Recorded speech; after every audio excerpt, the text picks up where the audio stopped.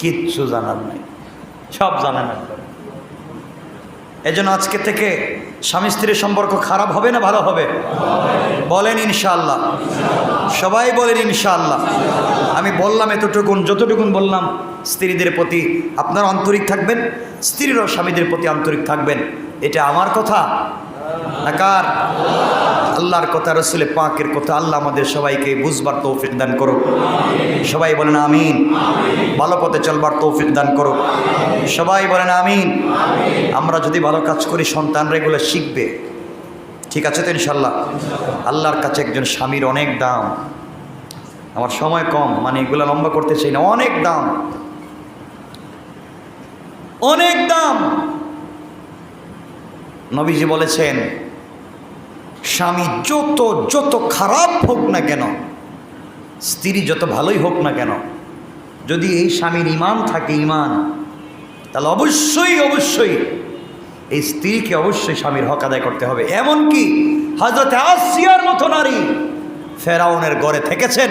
ফেরাউন কষ্ট না দিলে, আসিয়া শহীদ না হলে হয়তো মৃত্যু পর্যন্ত এভাবেই তিনি মরেই গেলেন ফেরাউনের ঘরে থেকে থেকে। না মরেন নাই? আমাদের আজকালকার স্বামীরা কি ফেরাউনের চাইতে খারাপ নাকি? তা একটু কিছু বলেন না আপনারা। ফেরাউনের চাইতে খারাপ? ফেরাউন তো আর হয় নাই। আর কিছু মা বোনরা মনে করতে বলতেছে, হুজুর আপনি কি ফেরাউন ছিলেন? আমার এটা কি দেখছেন আপনি? এটা কত বড় ফেরাউন, এটা ঠাকুর ফেরাউন। এগুলো করা যাবে না, এই অন্যায় কাজে জড়িত হওয়া যাবে না। আর আল্লাহর রাস্তে অনেকে শুনছি স্ত্রীর বাসায় পিটান, আপনারা মারেন। যতক্ষণ হুঁশ আছে তত সময় পিটায়, পিটানোর পরে মাথায় পানি দিয়ে হুঁশ হয় না, আবার পিটায়। আছে? এটাও কয় আছে। তো মহা বিপদ দেখতেছি। এই মারামারি করা যাবে? মারামারি যাবে। আল্লাহ আমাদেরকে মাফ করুক। আর বোনদেরকেও বলছি, স্বামীর সাথে রাগ করে রাত্রে মারামারি করে ঘরের দরজা খুলে বাইরে যাইয়েন না।